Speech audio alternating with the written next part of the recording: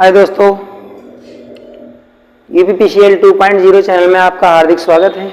मैं जितेंद्र सर आप लोगों के लिए आज विशेष पेशकश कैपेसिटर। आपका आज तीसरा दिन है संधारित्र के चैप्टर को चलते हुए, और आज आप जानेंगे कि युग्मित संधारित्र या हम कह सकते हैं कंपोजिट कैपेसिटर कितने टाइप के होते हैं और इनका निर्माण कैसे किया जाता है।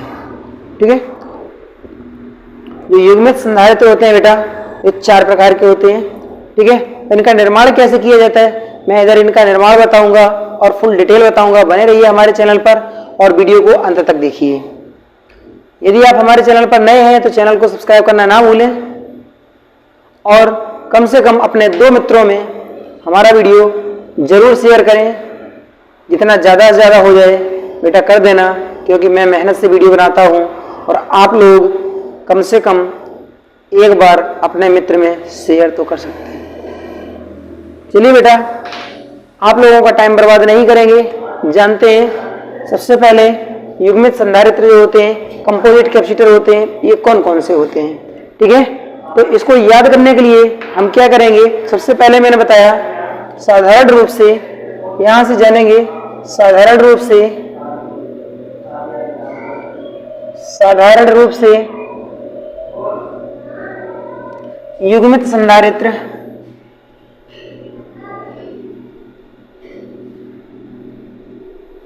साधारण रूप से युग्मित संधारित्र 4 प्रकार के होते हैं। 4 प्रकार के होते हैं। ठीक है, अब क्या करेंगे, ये 4 प्रकार के जो युग्मित संधारित्र होते हैं इनमें कौन कौन से होते हैं और हमको ये किस प्रकार से आसानी से याद रहने वाले हैं। तो बेटा आपको बता दें, आप लोग बड़े आराम से इनको याद रख सकते हैं। ई आशिक, इस शब्द से आप पहला, दूसरा, तीसरा और चौथा, इन चारों को बड़े आसानी से याद रख सकते हैं।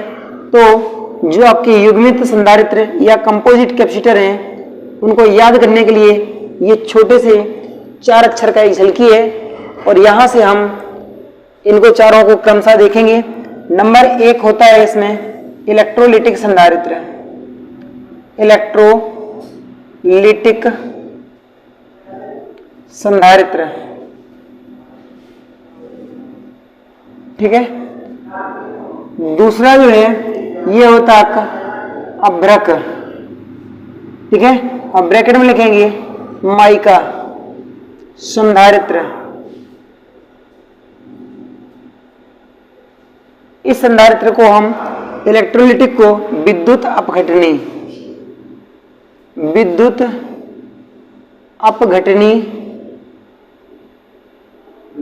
संधारित्र भी कहते हैं।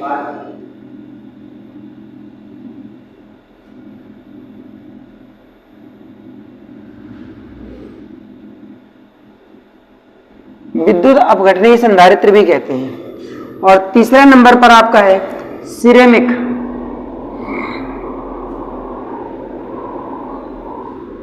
संधारित्र, और चौथे नंबर पर आपका आता है पेपर या कागज संधारित्र। तो बेटा जो कंपोजिट कैपेसिटर होते हैं ये कितने प्रकार के होते हैं, 4 प्रकार के होते हैं, और इनमें से चारों के नाम यहाँ क्रमशः दिए गए हैं। बेटा अभी तक हमारे चैनल पर आप उपस्थित हुए हैं, यदि आपने कॉपी और पेन नहीं लिया है तो आप कॉपी और पेन लेकर के बैठिए। मैं आपको जो इधर पढ़ाऊंगा एक नोट्स के रूप में आपका बनता चला जाएगा, और इसको आप क्रमशः अपने कॉपी में नोट करते जाइए। हमारा प्रतिदिन 5 बजे सुबह में वीडियो अपलोड होता है और 5 बजे लाइव वीडियो चलता है। इसके बाद आप उसको किसी भी समय वीडियो को देख सकते हैं। तो बेटा जानते हैं कि ये जो कंपोजिट कैपेसिटर होते हैं ये मूल रूप से 4 प्रकार के होते हैं। इनमें से हम किसका उपयोग कहाँ करते हैं और कौन सा कैपेसिटर किसके द्वारा बनाया जाता है। ठीक है, तो ध्यान देंगे जो आपका इलेक्ट्रोलिटिक संधारित्र होता है इसमें एल्युमिनियम की हम क्या करते हैं, एल्युमिनियम की 2 प्लेटें लेते हैं और एल्युमिनियम ऑक्साइड तथा कागज का उपयोग करते हैं। ठीक है, इसको बनाने के लिए हम क्या करते हैं, जनरली एल्युमिनियम की 2 प्लेटें लेते हैं। ठीक है ना, एल्युमिनियम की 2 प्लेटें लेते हैं और क्या लेते हैं, एल्युमिनियम ऑक्साइड। ठीक है ना, और क्या करते हैं, तथा कागज तथा पेपर लेते हैं। तो इलेक्ट्रोलाइटिक कैपेसिटर बनाने के लिए हम क्या करते हैं, एल्युमिनियम की 2 प्लेटें लेते हैं, एल्युमिनियम ऑक्साइड का पदार्थ लेते हैं और पेपर लेते हैं, और इसी से आपका बनता है इलेक्ट्रोलाइटिक कैपेसिटर। ये इलेक्ट्रोलाइटिक कैपेसिटर, इसकी आकृति जो है बेटा याद रखना, एक सेल के कंडेंसर के समान होती है, एक सेल के समान होती है। कह सकते हैं कि ये कुछ इस तरीके से दिखता है। ठीक है ना, ये संधारित्र जो है ये कुछ इस तरीके से दिखता है। इसमें 2 पिन निकली होती हैं, 2 वायर निकली होती हैं। इसके अंदर 2 प्लेटें होती हैं एल्युमिनियम की, हम कह सकते हैं यहाँ पर 2 एल्युमिनियम की प्लेटें होती हैं, और इसके अंदर कागज होता है परावैद्युत माध्यम के रूप में। ठीक है, परावैद्युत माध्यम के रूप में यहाँ पर कागज काम करता है। ठीक है, इनको याद रखना। और जो इलेक्ट्रोलाइट होता है, जो आपका कैपेसिटर होता है, कैपेसिटर में जो इसके टर्मिनल होते हैं, जो टर्मिनल के जो पिन होते हैं, या हम कहेंगे जो टर्मिनल होते हैं, इनका नाम क्या होता है जानते हैं, इलेक्ट्रालाम। ठीक है, इसका नाम होता है इलेक्ट्रालाम, याद रखेंगे, इलेक्ट्रालाम इनका नाम होता है। और जो ये प्लेटें होती हैं, ये सामान्यतः किसकी बनी होती हैं, ये एल्युमिनियम की प्लेटें होती हैं। प्लेटों की संख्या कितनी होती है, 2। इसके बीच में जो माध्यम यहाँ पर भरा जाएगा, ये माध्यम कौन सा होता है, एल्युमिनियम ऑक्साइड, और कौन सा, पेपर होता है। ठीक है ना, पेपर संधारित्र। मूल रूप से क्या करते हैं कि इनको सबको लगा करके जो पेपर लगाया जाता है, ये तेल में डूबा हुआ पेपर होता है। ठीक है, याद रखेंगे। तो इस प्रकार से आपका कौन सा इलेक्ट्रोलाइटिक संधारित्र का निर्माण किया जाता है। अब बेटा बता दें कि जो इलेक्ट्रोलाइटिक संधारित्र होते हैं, विद्युत अपघटनीय प्रारूपीय संधारित्र होते हैं, इनका उपयोग हम क्या करते हैं, इनका जो उपयोग है, उपयोग हम जनरली डीसी सप्लाई पर करते हैं। ठीक है, इनका उपयोग डीसी सप्लाई पर करते हैं। और जिन संधारित्रों का उपयोग डीसी सप्लाई पर किया जाता है बेटा, उन संधारित्रों में क्या होता है, उन संधारित्रों में ध्रुवता होती है। क्या होती है, पोलरिटी होती है। उन संधारित्रों में ध्रुवता होती है। ठीक है ना, उन संधारित्रों में ध्रुवता होती है, पोलरिटी होती है। और एक बात और आपको बता दें, इन संधारित्रों में जो पोलरिटी होती है, उसको पहचानने के लिए एक साइड में एक पट्टी होती है और यहाँ पर माइनस के निशान लगे होते हैं। ठीक है, इसी से पता चलता है कि ये पॉइंट इसका माइनस और ये वाला पॉइंट जो है प्लस होता है। ये इकलौता ऐसा कैपेसिटर है जिसमें ध्रुवता पाई जाती है, और इसका उपयोग हम सबसे ज्यादा डीसी सप्लाई पर करते हैं। इसमें ध्रुवता होती है धनात्मक और ऋणात्मक की। अब आगे चलते हैं कि इसका उपयोग डीसी सप्लाई के जितने भी आपके जो इलेक्ट्रॉनिक डिवाइस बनाए जाते हैं, उनमें सभी में हम इस कैपेसिटर का उपयोग करते हैं। परंतु मोटरों को प्रारंभ करने के लिए जो मोटर होती है, कौन सी मोटर है, डीसी मोटर को प्रारंभ करने के लिए हम इस संधारित्र का उपयोग नहीं करते हैं। जबकि एसी मोटरों को, और कौन सी, सिंगल फेज की एसी मोटरों को प्रारंभ करने के लिए भी इस संधारित्र का उपयोग किया जाता है। और इस संधारित्र का उपयोग हम कितने समय के लिए करते हैं, अल्प समय के लिए। ठीक है ना, अल्प समय के लिए इस संधारित्र का उपयोग हम, कौन से, इलेक्ट्रोलाइटिक कैपेसिटर का उपयोग अल्प समय के लिए सिंगल फेज की एसी मोटरों पर कर सकते हैं। बेटा सिंगल फेज की एसी मोटरों को हम FHP मोटरों के नाम से जानते हैं। FHP का फुल फॉर्म होता है फ्रैक्शनल हॉर्स पावर, आंशिक अश्व शक्ति। एक बार फिर से सुनिए, FHP का फुल फॉर्म होता है फ्रैक्शनल हॉर्स पावर। और यही मोटर जो होती है, ये सिंगल फेज की मोटर होती है। इन्हीं मोटरों को हम पोनी मोटर भी कहते हैं। क्या कहते हैं, पोनी मोटर के नाम से भी जानते हैं। याद रखना। अब मैं आपको इलेक्ट्रोलाइटिक जो कैपेसिटर है, इसके बारे में विशेष कुछ बताने जा रहा हूं।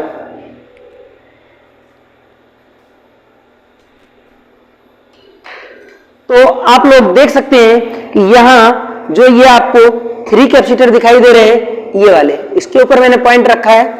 ये जो कैपेसिटर आपको 3, जो आपको ये 3 कैपेसिटर जो दिखाई दे रहे हैं हल्के ब्लू कलर के, ठीक है ना, ये जो कैपेसिटर है, यही कैपेसिटर आपके इलेक्ट्रोलाइटिक कैपेसिटर होते हैं। ठीक है, पहचान लीजिए इनको। इन कैपेसिटर को हम इलेक्ट्रोलाइटिक कैपेसिटर के नाम से जानते हैं। और इनमें ध्रुवता होती है, इनमें पोलरिटी होती है, आप लोग देख सकते हैं कि यहाँ पर ये जो कैपेसिटर बनाया गया है, इस कैपेसिटर में इस साइड में एक पट्टी है पतली सी, और जो ये पट्टी है, यही पट्टी आपकी ऋणात्मक ध्रुवता को दर्शाती है। जबकि इस कैपेसिटर में पूरे के पूरे संधारित्र में कोई भी किसी भी प्रकार की अन्य कोई पट्टी नहीं है। यहाँ पर देख सकते हैं इसका पिन निकल गया है, एक पिन यहाँ पर दिख रहा है, दूसरा पिन इसका उसी में रह गया है सर्किट में। यहाँ देख सकते हैं इस साइड में एक आपकी ध्रुवता है, यहाँ पर ऋणात्मक बैंड यहाँ पर बना हुआ है, ठीक है, और इस साइड में बाकी किसी भी प्रकार की कोई भी पट्टी नहीं है। ये जो कैपेसिटर है, ये कौन सा कैपेसिटर है? इलेक्ट्रोलिटिक कैपेसिटर है। और यहाँ पर जो हमारे हाथ में ये कैपेसिटर है, इसकी वैल्यू कितनी है? 1000 माइक्रोफैराड का ये बेटा। तो इसकी कैपेसिटी बहुत ज्यादा होती है और इसको हम डीसी सर्किट में स्थापित करते हैं। और कौन सा सर्किट होना चाहिए? एनालॉग सर्किट होना चाहिए। एनालॉग के डीसी सर्किट में हम इसका उपयोग करते हैं, जबकि डिजिटल के डीसी सर्किट में इसका उपयोग नहीं किया जाता है। यहां पर आप देख सकते हैं ये हमारे पास डिजिटल का डीसी सर्किट है। इस डिजिटल के डीसी सर्किट में इस प्रकार के किसी भी जो कैपेसिटर होते हैं, इनका उपयोग नहीं किया जाता है, डायोड का उपयोग नहीं किया जाता है। और डिजिटल जो सर्किट होती है, पीसीबी होता है, इनमें केवल डिजिटल डिवाइसें होती हैं, जबकि एनालॉग में एनालॉग डिवाइसें होती हैं। एनालॉग प्लेट में पीछे के जो टर्मिनल होते हैं, ये बड़े बड़े होते हैं और इनको हम हाथ से यूज करके बना सकते हैं। जबकि डिजिटल सर्किट में पीछे के टर्मिनल इतने ज्यादा बारीक होते हैं कि इनको हम अपने हाथ से डिजाइन नहीं कर सकते हैं। डिजिटल प्लेट पूरी की पूरी आपकी मशीन पर डिजाइन की जाती है या कंप्यूटर से इसको डिजाइन करते हैं, जबकि ये प्लेट है, इस पीसीबी है, इसको हम हाथ से डिजाइन कर सकते हैं। दोनों में डिफरेंस यही है कि इसकी डिवाइस इस पर कभी काम में नहीं आ सकती। ये डिजिटल प्लेट है और ये आपकी एनालॉग प्लेट है, ठीक है। याद रखना, मैंने आपको दोनों की दोनों सर्किट दिखाई है। और ये जो कैपेसिटर है, ये हमारे हाथ में इलेक्ट्रोलिटिक कैपेसिटर है, ठीक है। चलिए चलते हैं आगे। शायद हमारी भाषा आप समझ गए होंगे। यहाँ पर इलेक्ट्रोलिटिक कैपेसिटर जो है वो क्या काम कर सकता है? डीसी सप्लाई, डीसी सर्किट जो होती है उनमें हम इसका उपयोग करते हैं और इनमें ध्रुवता होती है। इसमें ऋणात्मक ध्रुव का टर्मिनल अलग या एक पट्टी के साइड में होता है और धनात्मक ध्रुव का पट्टी जो टर्मिनल है, ये अलग होता है। इस प्रकार के इलेक्ट्रोलिटिक कैपेसिटर का निर्माण हम 2 एल्युमिनियम की प्लेटों के द्वारा करते हैं और इनमें एल्युमिनियम ऑक्साइड और पेपर जो परावैद्युत माध्यम के रूप में कार्य करता है, ठीक है ना। इलेक्ट्रोलिटिक कैपेसिटर का उपयोग हम कुछ समय के लिए मोटरों को प्रारंभ करने के लिए कर सकते हैं, ठीक है। अब चलते हैं नेक्स्ट पोजीशन पर। इसमें एक पॉइंट और बचा हुआ है। इसकी जो रेंज होती है, परास होती है 1 माइक्रोफैराड से। इस जो कैपेसिटर है आपका इलेक्ट्रोलिटिक संधारित्र है, इसमें 1 माइक्रोफैराड से और कई हजार, ठीक है ना, कई हजार माइक्रोफैराड तक इस संधारित्र का उपयोग किया जा सकता है, ठीक है। और इसमें जो वोल्टेज रेंज होती है 1 वोल्ट से 500 वोल्ट तक इसका उपयोग कर सकते हैं। चलिए चलते हैं बेटा, अपनी कॉपी में इनको क्रमागत नोट करते रहना।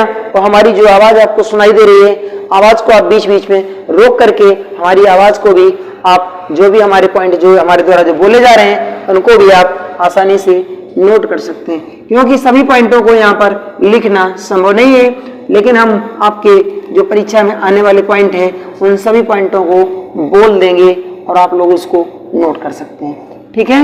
याद रखना, आपका इलेक्ट्रोलिटिक कैपेसिटर है हो गया है और इसके बारे में शायद आप लोग बढ़िया से समझ भी गए होंगे।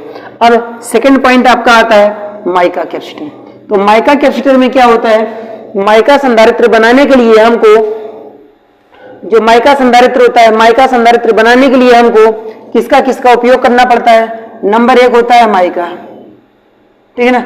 इसी को कहते हैं हम अभ्रक। और हम इसी के साथ साथ में किसका उपयोग करते हैं? इसी के साथ साथ में उपयोग करते हैं कागज का, एल्युमिनियम का। एल्युमिनियम जो होती है, एल्युमिनियम की 2 प्लेटें होती हैं। कितनी? 2 प्लेटें होती हैं। और माइका इसमें क्या होता है? परावैद्युत पदार्थ, ठीक है ना। माइका किसका काम करता है?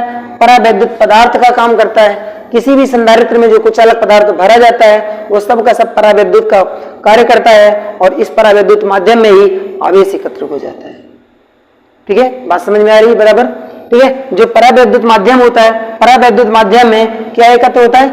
आवेश एकत्रित हो जाता है। जबकि प्लेटों पर क्या होती है? प्लेटों पर धनात्मक और ऋणात्मक की ध्रुवता होती है।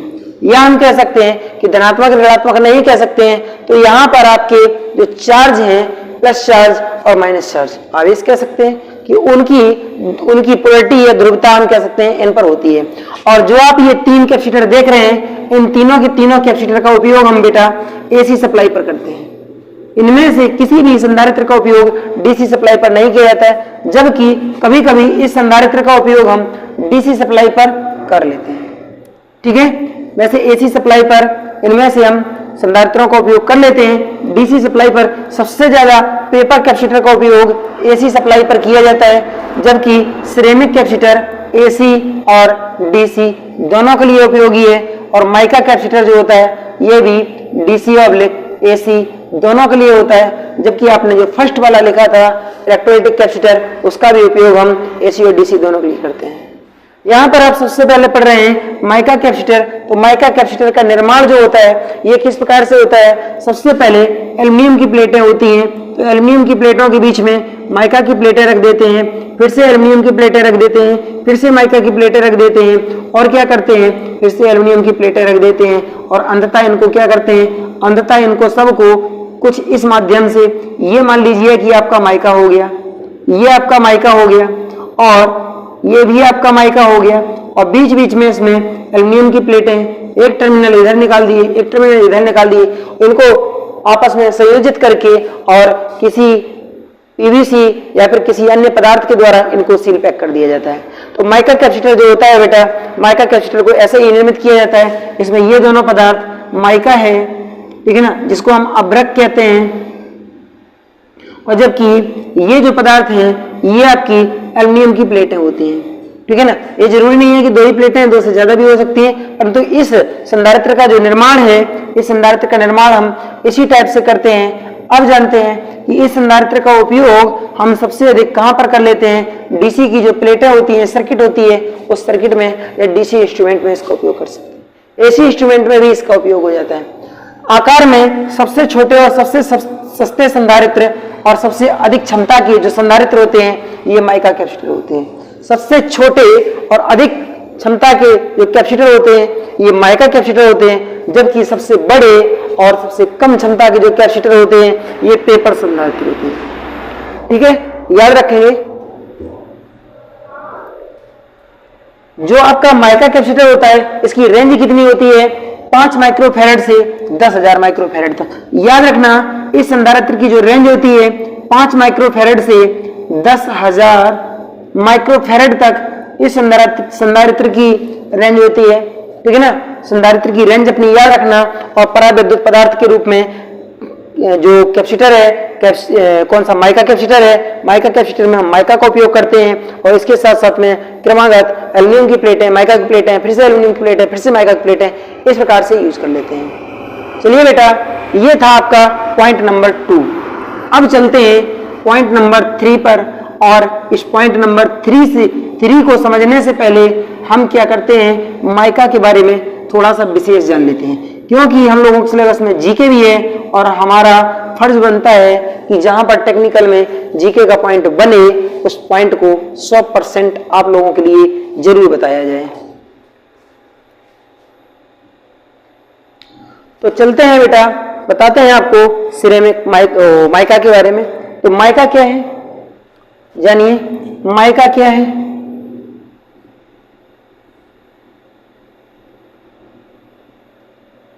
इसी का दूसरा नाम होता है अभ्रक। ठीक है, माइका जो है इसी का दूसरा नाम होता है अभ्रक। तो बेटा जानते हैं कि माइका जो होती है ये अर्ध पारदर्शी पदार्थ है, अर्ध पारदर्शी पदार्थ है। माइका जो है ये विद्युत का, माइका जो है ये विद्युत का कुचालक और ऊष्मा का चालक होता है। ठीक है, याद रखेंगे, विद्युत का कुचालक जबकि ऊष्मा का चालक होता है। जो अभ्रक होता है ये पूरे विश्व में संपूर्ण संपूर्ण विश्व में भारत माइका उत्पादन में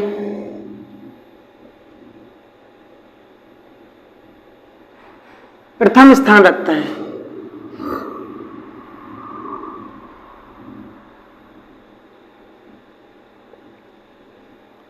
और संपूर्ण विश्व में भारत माइका के उत्पादन में प्रथम स्थान रखता है, जबकि भारत में सर्वाधिक माइका का उत्पादन झारखंड है। कौन सा राज्य? झारखंड करता है। झारखंड जो राज्य है ये बिहार से कब कटा था? तो सन 2000 ईस्वी में ये झारखंड जो है ये किससे? बिहार से अलग हुआ था।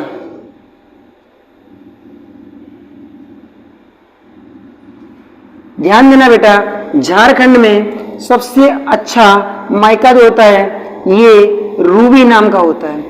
रूबी माइका सबसे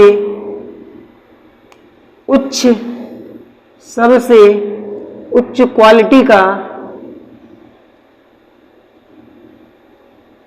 माइका माना जाता है, माइका होता है।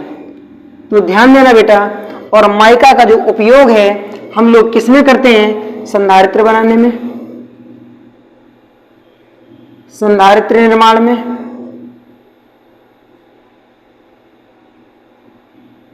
ठीक है, संधारित्र निर्माण में नंबर 1 और नंबर 2 हम लोग लिख सकते हैं इसका उपयोग एलिमेंट में, विद्युत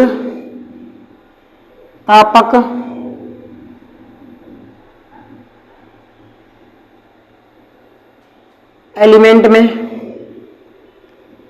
एलिमेंट बनाने में। इसके बाद तीसरा उपयोग हम इसका करते हैं डीसी ऑब्लिक एसी मशीनों के कम्यूटेटर निर्माण में। ध्यान देना, और कहां पर इसका उपयोग जो है संधारित्र या कैपेसिटर बैंक, जो सब स्टेशन पर जो कैपेसिटर बैंक लगाई जाती है, सब स्टेशन पर संधारित्र बैंक बनाने में। कैपेसिटर बैंक संधारित्र सब स्टेशन पर कैपेसिटर बैंक स्थापित की जाती है, इससे वोल्टेज ड्रॉप ना हो पाए, तो इन स्थानों पर माइका का उपयोग किया जाता है। तो बेटा याद रखना, माइका के विषय में आप अलग अलग से इनको लिख लेना। माइका जो होती है, माइका के द्वारा हम संधारित्रों का निर्माण करते हैं। माइका के द्वारा जो विद्युत एलिमेंट होते हैं, एलिमेंट में हम इसको स्थापित करते हैं। माइका के ही द्वारा जो डीसी ऑब्लिक एसी मशीनों में जो कम्यूटेटर लगते हैं, कम्यूटेटर के निर्माण में हम माइका का उपयोग करते हैं, क्योंकि जो सेगमेंट होते हैं कॉपर के, उनके बीच में हम क्या करते हैं? माइका भरते हैं। ठीक है, और सब स्टेशन पर जो कैपेसिटर बैंक स्थापित की जाती है, हम क्या करते हैं? उस कैपेसिटर बैंक में भी हम क्या करते हैं? माइका ही स्थापित करते हैं। अब इनको देख लेते हैं एक बार।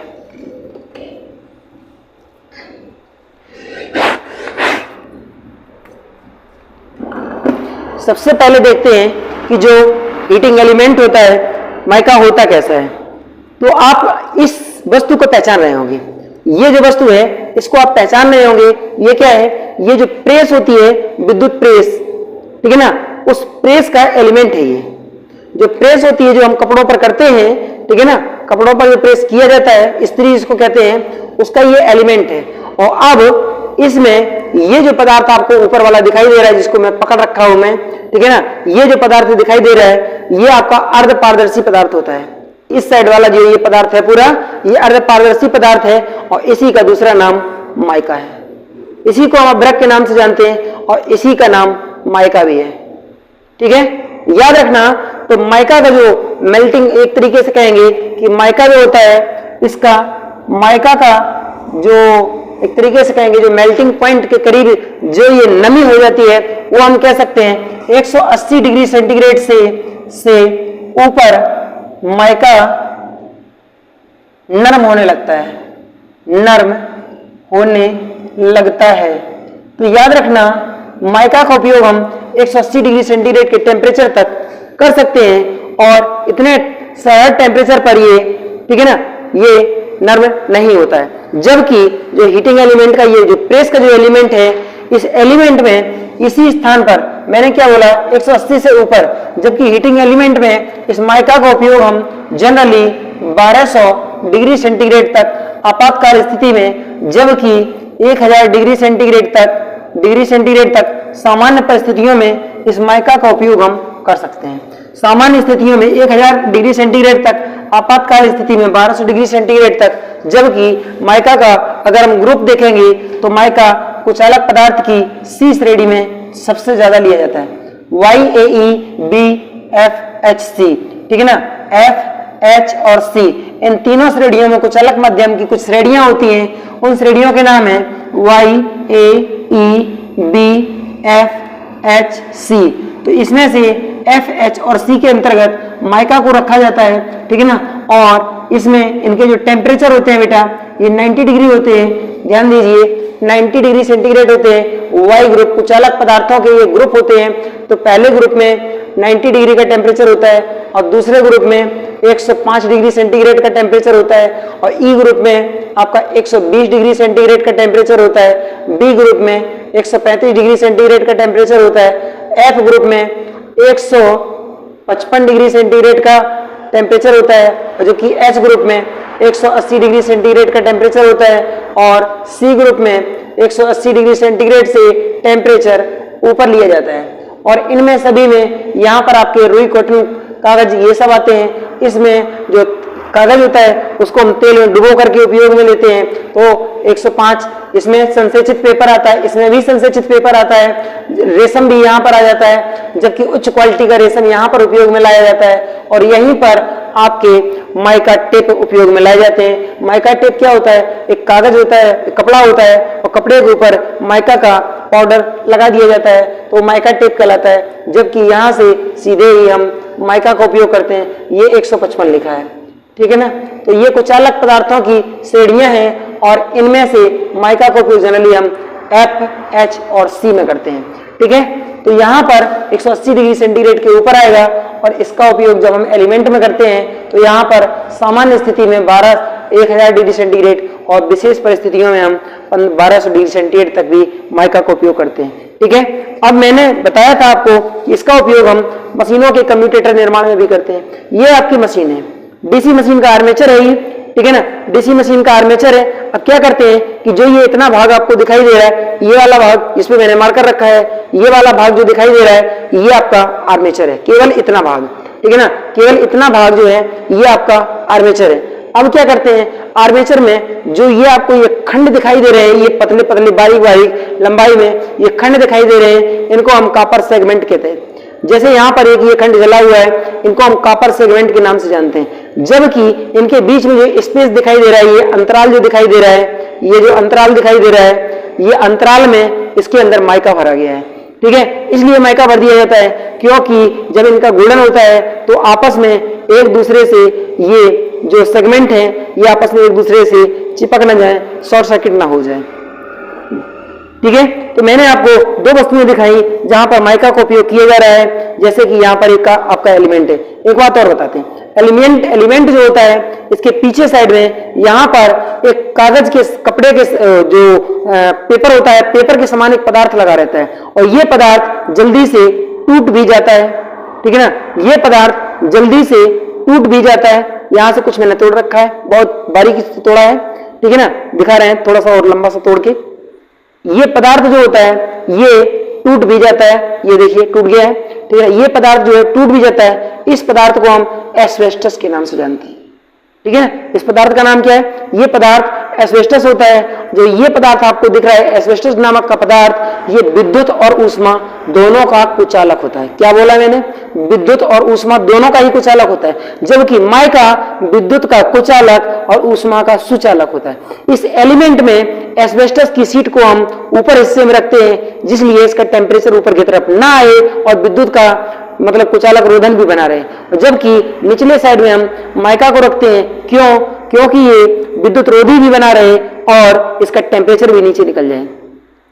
इसमें जो एलिमेंट में जो हम हीटिंग एलिमेंट जो आपका ये पूरा का पूरा एलिमेंट ही बोला जाता है, इसमें हीटिंग के लिए हम नाइक्रोम के तार का उपयोग करते हैं, परंतु जो एलिमेंट होता है प्रेस का, इसमें नाइक्रोम के तार का उपयोग तो करते हैं हीटिंग के रूप में, परंतु गोल तार उपयोग में नहीं लाया जाता है। तो कैसा? इसमें जो तार उपयोग में लाया जाता है बेटा, ये आयताकार तार, एक तरीके की स्ट्रिप होती है, एक तरीके की पत्ती होती है, जिसको यहाँ पर लपेट करके बनाया जाता है। शायद आपको वहां से दिख सके, यहाँ इस साइड में इस एरिया में ये दिख रहा है, यहाँ शायद आपको दिख सके, ये पट्टी जो होती है ये बेंड के तरीके से होता है, एक तरीके से, ठीक है ना, जिसका उपयोग इस एलिमेंट में किया जाता है। ठीक है, याद रखेंगे। तो ये मैंने जो दो वस्तुएं दिखाई हैं, इनमें दोनों में जो माइका होता है, माइका का उपयोग किया गया। अब चलते हैं सिरेमिक के बारे में। सिरेमिक क्या होता है? सिरेमिक जो शब्द है ये बेटा एक ग्रीक अक्षर है, ग्रीक शब्द है, ठीक है ना, एक ग्रीक शब्द है सिरेमिक। तो इसका हिंदी क्या होता है? तो बेटा याद रखना, इसका हिंदी जो होता है मिट्टी होता है। जिस मिट्टी में हमने जन्म लिया है वही मिट्टी। सिरेमिक मतलब मिट्टी होता है। तो यहां पर जो सिरेमिक कैपेसिटर होते हैं, तो सिरेमिक कैपेसिटर को बनाने के लिए हम जनरली किसका उपयोग करते हैं? तो बेटा इसको यहां पर लिख ले रहे हैं, सिरेमिक, ठीक है ना, सिरेमिक संधारित्र। सिरेमिक कैपेसिटर का उपयोग जब करेंगे, सिरेमिक संधारित्र, ठीक है ना, सिरेमिक कैपेसिटर का उपयोग जब करेंगे तो इसके निर्माण में हमको किस किस वस्तु की जरूरत पड़ेगी और कौन कौन से पदार्थ आवश्यक हैं उनको यहाँ पर नोट करेंगे। तो जब सिरेमिक के जो कैपेसिटर बनाए जाते हैं तो सबसे पहले इसका डिजाइन करते हैं।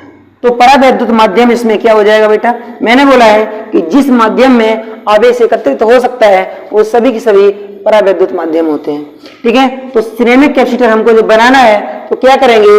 बीच वाले हिस्से में हम सिरेमिक रख देंगे। ये आपका सिरेमिक है और सिरेमिक को हम क्या, मिट्टी, कौन सी? चाइना मिट्टी के नाम से भी जानते हैं, ठीक है, याद रखना। सिरेमिक को हम चाइना मिट्टी के नाम से भी जानते हैं। और यहाँ पर लगाते हैं इसमें दोनों एरिया में दो प्लेटें और इनके निकाल देते हैं टर्मिनल। ध्यान देना हमारी बात पर। मैं क्या आपको बताना चाह रहा हूं बेटा, आप हमारे चैनल पर यदि नए हैं तो आप देख रहे हैं कि हम बहुत मेहनत के साथ ये वीडियो बनाते हैं और वीडियो में ज़्यादा से ज़्यादा कंटेंट देने की कोशिश करते हैं। और आपका भी फर्ज बनता है कि अपने इस गुरु मानो या अपना दोस्त मानो, वैसे ज़्यादातर हम अपने जितने भी हमारे स्टूडेंट हैं हम सभी को अपना फ्रेंड मानते हैं और आप हमको जो समझो, बस इस दोस्ती के नाते आप हमारे वीडियो को कम से कम शेयर जरूर कर दिया करें बेटा, क्योंकि चैनल अभी बहुत ज़्यादा लंबा चौड़ा तो नहीं है। जैसे बहुत बड़े बड़े चैनल हैं उसमें 10-10, 15-15 लोग पढ़ाते हैं, फिर भी आपका कंटेंट अधूरा रह जाता है। मैंने आपसे वादा किया है कि हम आपका पूरा का पूरा टॉपिक कवर करवाएंगे और सभी वीडियो हमारे आपके निःशुल्क रहेंगे। बस आग्रह केवल एक से है, हमको आपसे कुछ नहीं चाहिए, केवल आप हमारे वीडियो को कम से कम 2 या 3 मित्रों में शेयर कर दिया करें। और हमारे जो वीडियो आपके पास मिलता है, अगर आपको कोई भी टॉपिक नहीं आ रहा है तो उसमें कमेंट में आप लिख करके भेज दिया करें कि सर हमको इसका वीडियो चाहिए, तो मैं उसका आपको पर्सनल वीडियो बना करके भेज दूंगा। चाहे फिर उसमें हमको 1 घंटा बर्बाद करना पड़े, चाहे 4 घंटे, लेकिन वीडियो आपके पास पक्का मिलेगा। हमारे किसी एक दोस्त ने एक मैसेज किया था और कहा था कि सर जी हमको एसी फंडामेंटल के जो फॉर्मूले होते हैं उन फॉर्मूलों पर आधारित एक वीडियो बनाइए। तो हम आपको बता दें कि मित्र, अगर आप हमारी बात सुन रहे हैं तो आपका एसी फंडामेंटल का जो चैप्टर है, ये चैप्टर खत्म होने के बाद कैपेसिटर का जो आपका चैप्टर चल रहा है ये हमारे नेक्स्ट वीडियो में समाप्त हो जाएगा। उसके बाद हम आपको एसी फंडामेंटल पूरा एकदम बारीकी से पढ़ाऊंगा और आपका कोई भी टॉपिक उसमें से बिल्कुल नहीं फंसेगा और आप उसके जितने भी न्यूमेरिकल हैं आप बगैर पेन उठाए आराम से कर सकते हैं, ठीक है। ये हमारा पक्का वादा है। आप हमसे एक बार कॉल या मैसेज तो करिए। जब मैसेज करेंगे तो आपको हम 100% बताने की कोशिश जरूर करेंगे। ऐसी फंडामेंटल आपका बहुत अच्छा तैयार करवा देंगे हमारे मित्र, क्योंकि इसके विषय में मैंने बहुत रिसर्च किया है और हमको टेक्निकल पढ़ाने के क्षेत्र में लगभग 13 से 14 साल होने वाले हुए हैं। तो 13 से 14 साल की मेहनत हमारी खाली तो नहीं जाने वाली है, ये तो आप लोग भी जान रहे होंगे। मैंने नोट्स भी बना रखे हैं, सब कुछ है बेटा, परंतु आप मेहनत कर लीजिए, अपना और अपने माँ बाप का नाम रोशन कर दीजिए। बस हमसे आपसे यही एक आग्रह है कि अपने माँ बाप का और अपना नाम रोशन करिए इस दुनिया में, और उसके साथ साथ में हमारा भी नाम रोशन हो जाएगा। क्योंकि किसी भी अध्यापक का नाम उसके शिष्य से ही जुड़ा होता है। जब शिष्य सक्सेस हो जाएगा तो गुरु उसके पीछे अपने आप सक्सेस हो जाएगा। चलिए बेटा, यहाँ जानते हैं सिरेमिक कैपेसिटर के बारे में। तो सिरेमिक कैपेसिटर में क्या होता है कि जो ये प्लेटें होती हैं बेटा, या तो ये आपकी कॉपर की होगी, या ये आपकी सिल्वर की बनी होती है, या तो ये तांबा की होगी, या फिर ये चांदी की बनी होती है। ध्यान देना हमारा, हम क्या कहना चाह रहे हैं, इसकी जो ये प्लेटें होती हैं दोनों साइड की, या तो ये कॉपर की बनी होंगी या चांदी की बनी होंगी, जबकि इसके बीच वाले हिस्से में मिट्टी भरी जाती है। और ये मिट्टी कौन सी होती है? इस मिट्टी का नाम होता है चीनी मिट्टी, और चीनी मिट्टी को ही विज्ञान की भाषा में सिरेमिक के नाम से जाना जाता है। ठीक है, बात समझ में आई? अगर आपने चीनी मिट्टी नहीं देखी है तो आप घर में जिस कप में चाय पीते हैं, जो कप और प्लेटें गिरने से टूट जाती हैं, ब्रेक हो जाती हैं, जो दिखती है कि ये व्हाइट कलर की मिट्टी है, और जिस पदार्थ से इंसुलेटरों का निर्माण किया जाता है, जो डिस्ट्रीब्यूशन और ट्रांसमिशन की लाइनों में उपयोग में लाए जाते हैं, वो सभी के सभी क्या होते हैं? सिरेमिक होते हैं बेटा। टाइल्स जिससे बनाई जाती है वो सिरेमिक होता है, चीनी मिट्टी होती है। ठीक है, तो ये जो आपका कैपेसिटर है, आपका कौन सा? सिरेमिक कैपेसिटर है। सिरेमिक कैपेसिटर के बीच वाले भाग में मिट्टी भरी जाती है और दोनों साइड से चांदी या कॉपर की प्लेटें स्थापित कर दी जाती हैं। इसके ऊपर एक लेयर लगा दिया जाता है मिट्टी का या फिर किसी विशेष पदार्थ का, और ये बनकर के तैयार हो जाता है आपका सिरेमिक कैपेसिटर। इस कैपेसिटर का उपयोग जनरली हम उच्च कैपेसिटी के लिए करते हैं, और इसका उपयोग डिजिटल सर्किट, जो आपकी सर्किटें होती हैं, ठीक है, एनालॉग सर्किट जो होती है, और एक हम तरीके से कह सकते हैं रेडियो है, टेलीविजन है, और आपके जो मोबाइल के चार्जर वगैरह हैं, इनमें सभी में इनका उपयोग किया जाता है। और जो आपका सिरेमिक का कैपेसिटर है, इसकी रेंज बेटा 3 पिकोफैरेड से 2 माइक्रोफैरेड तक होती है। मैंने बोला 3 पिकोफैरेड से, और इसकी रेंज 2 माइक्रोफैरेड तक होती है, जबकि इसकी जो वोल्टेज रेंज होती है ये 3 वोल्ट से 6000 वोल्ट तक होती है। 3 वोल्ट से 6000 वोल्ट तक इसकी वोल्टेज रेंज होती है, जबकि इसकी कैपेसिटी भारतीय रेंज जो होती है वो कितनी होती है? 3 पिकोफैरेड से 2 माइक्रोफैरेड। ठीक है बेटा, तो इसको इस तरीके से निर्मित किया जाता है। अब हमारा एक बचा हुआ है पेपर कैपेसिटर। चलिए उसके विषय में भी जान लेते हैं। आप अपनी कॉपी में हमारे द्वारा बोले गए सभी पॉइंट भी लिखेंगे और साथ साथ में इन चित्रों को भी बनाते जाएंगे।